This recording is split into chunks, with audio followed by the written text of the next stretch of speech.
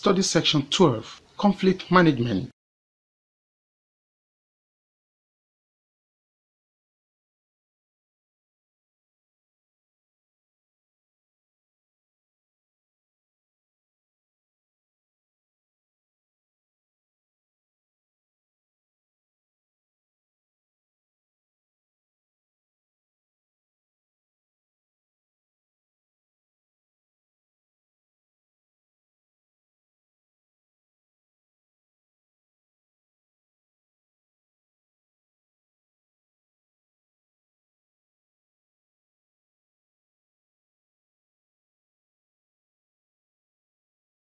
Introduction.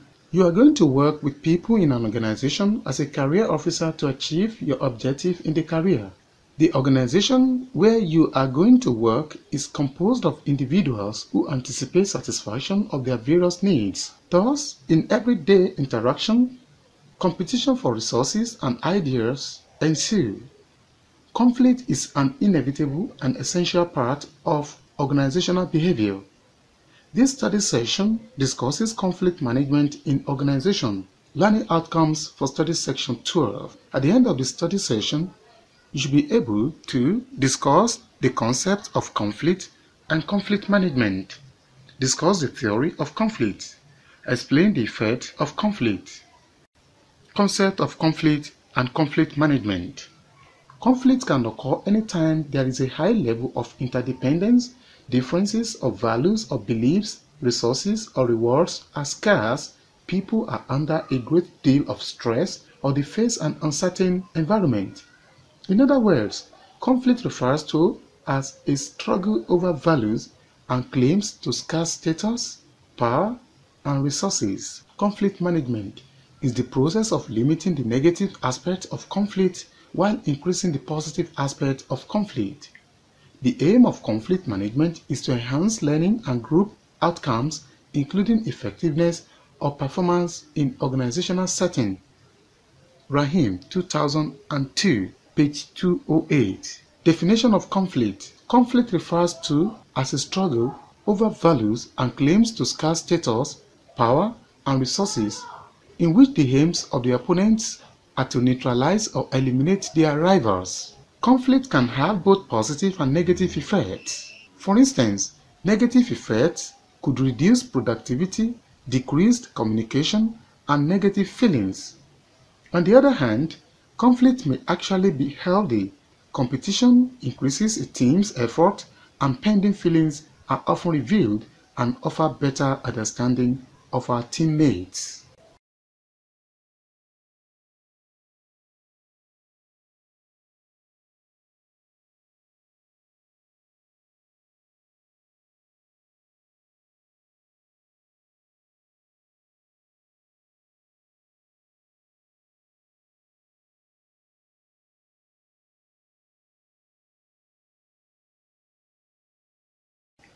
Causes of conflict. The following causes of conflicts in organizations. 1. Breakdown in communication. Communication is the life wire of any organization. When there is distortion in organizational communication, the resultant effect may be conflict. The distortion may occur as a result of language problem, wrong channel of communication, hoarding of vital information, among others. 2. Wages-related issues. This has to do with the tendency of workers comparing wages received and subjective cost of the work to the workers in terms of physical efforts and stress. Besides, wages-related issue could degenerate into conflict when workers have to compare their wage to the level of living provided by the hand wage and the level of living of other persons within the community. 3. Ignorance. The ignorance of workers about the markets within which the organization operates its products and consumers of its products, sourcing of raw materials, and other related constraints of the organization. 4. Role ambiguity. This can arise if people don't know what they are supposed to do. They don't know their level of responsibility, to whom they report, how much authority they have, etc. The absence of this means ill-defined roles, which will lead to ambiguity and conflict. 5. Authority and power differences. The fact that a person has power or authority over another often causes conflict. 6. Change expectations. The dynamic business environment calls for improvement on already defined activities expected of staff so as to meet up with change. This invariably may call for conflict in organization. 7. Duplication in work efforts.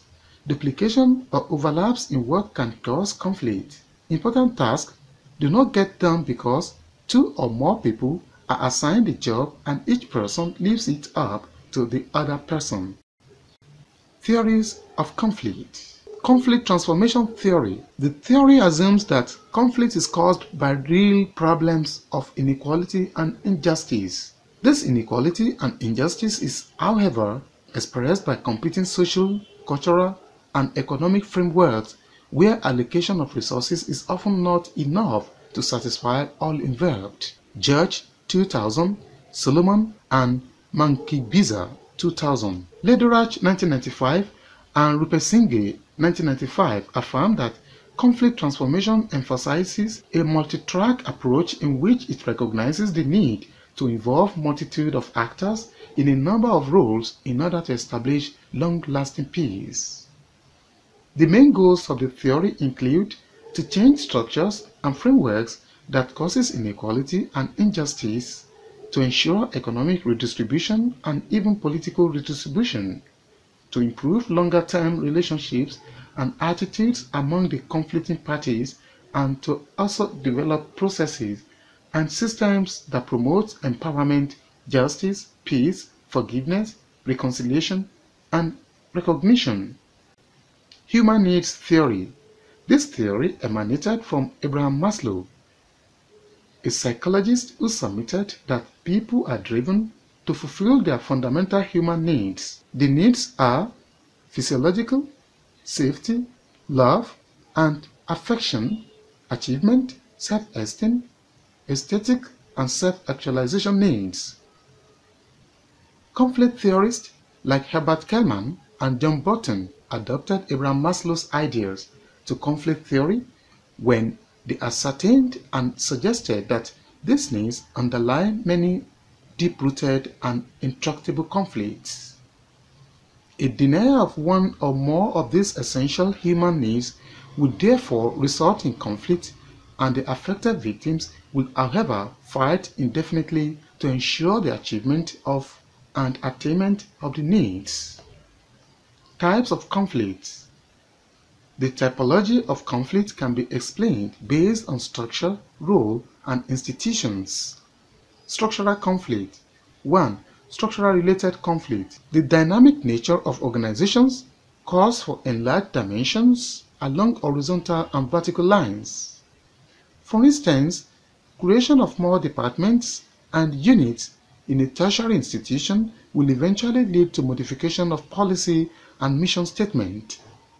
As this happens, element of conflict is also built in. Therefore, these two major types of conflict are likely to ensue. 2. Vertical conflict. This is the type of conflict that arises between various levels in an organization, e.g., students, teachers, heads of departments, or teachers, headmaster, or principal. Sometimes, conflict arises from a breach of level, e.g., when students deal with the principal on matters that concern a class without reference to the class teacher, who therefore feels slighted if the principal proclaims on the issue. It has been discovered that inadequate communication between levels within an organization can lead to conflict. Conflicts also arise when holders of position within an organization have different interests which they seek to get entrenched. When also there are no shared perceptions or attitudes in an organization, conflicts may arise. So, when a conflict occurs between a supervisor and his subordinate as a result of the supervisor's control which is resented by the subordinate, a cycle develops whereby the supervisor tries to use bureaucratic powers to establish control, while the subordinate further rejects such reinforced control. 3. Horizontal conflict. Interaction between departments within an organization sometimes degenerates into conflict. This arises from pressures from departments which have different priorities for achieving the same goals as set down by the organization. Sometimes, even the goals are interpreted differently, thus widening the gap for conflict. Another area of potential conflict is a mutual task dependence, which demands mutual assistance, information, and compliance in order to assist each other attain the goals. Role conflict. Sometimes, roles are prescribed by job descriptions, delegated authority, assignments, and organizational handbooks, and are also derived from tasks performed, missions, procedures, and instructions worked out by individuals occupying positions in the organizations. There are also formal and informal roles, and the individual is allowed some discretion in performing such tasks. The formal roles are those specified in the job descriptions, while the informal ones may be performed by peers and others not directly in the authority line, but who in common have expertise, technical competence, or also share goals with others, e.g. officials of the Ministry of Education, members of PTA. However, role conflicts occur when an individual has to assume roles for different situations which are not consistent with one or other roles which he normally has to play. Role conflict is not limited to individuals. Sometimes, units within an organization may experience it. Such role conflicts arising from ambiguity of job or role prescriptions may result in job dissatisfaction and loss of effectiveness in the part of staff of the organization. Within organization, those in authority often perform such conflicting roles as judge, symbols of leadership, object of affection, rallying point, target of hostility, etc. However, power struggle ensues while performing these roles as a result of pressures from interest groups. This leads to formation of cliques and coalitions to protect entrenched interests. Delegations of authority are carried out based on personal loyalty, and valid proposals and actions of one supervisor may be blocked by others, not just for logical and professional reasons, but also for self-interest and emotional reasons. Institutionalized conflict. The most obvious institutionalized conflict is labor management relations, when the conditions, procedures, and operations for conflicts are legitimized by law, precedent, or practice, then conflict is institutionalized. The strike is the most prominent of such conflicts, and it takes various forms such as peaceful bargaining, grievances, boycotts, sabotage, protests, etc. Effects of conflict. Under this heading, you will be taught both the positive and negative effects of conflict. Positive effects of conflict. Philly, 1975, put forward some positive effects of conflict situations. These include 1. Diffusion of more serious conflicts. Games can be used to moderate the attitudes of people, providing a competitive situation which can liberate tension in the conflicting parties, as well as having some entertainment value. In organizations where members participate in decision-making, disputes are usually minor and not acute, as the closeness of members moderate belligerent and assertive behavior into minor disagreements, which minimizes the likelihood of major flight. Stimulation of search for new facts and resolutions. When two parties who respect each other face conflict situation, the conflict resolution process may help in clarifying the facts and stimulating a search for mutually acceptable solutions. 2. Increase in group cohesion and performance. When two or more parties are in conflict situation, an opponent's position is evaluated negatively and group allegiance is strongly reinforced, leading to increased group effort and cohesion. 3. Assessment of power or ability. In a conflict situation, the relative ability or power of the parties involved can be identified and measured. Negative effects of conflicts. The destructive effects of conflicts are as follows. 1. Impediment to smooth working. The grievances expressed by members of an organization could hinder effective work. The rate at which work is accomplished is slowed down in the face of conflict. 2. Diminishing output. As the smooth working is impeded, the productivity level is affected. The output per worker reduces, which in turn reflects in the entire output. 3. Obstruction in decision-making process. Decision-making, an essential element of organization process. It is the process of choosing the best from alternatives available to organization. When conflict persists in an organization, the forum at which best alternative will be chosen may not be friendly, thereby resulting in choosing wrong option. This is because the warring parties will not be sincere as expected. The organizational goal will in turn be affected. Conflict resolution. GAR 1993 provides 5 common conflict resolution strategies available to professional managers. These are 1. Direct communication. The problem or conflict with the persons involved is the primary ingrained method for most developed nations. In this case, if there is a problem or misunderstanding between employer and employee, one or the other party would approach the other to discuss clearly what the problem or misunderstanding may be and how to resolve it. 2. Third-party intermediary. It is a tried and true method of conflict resolution.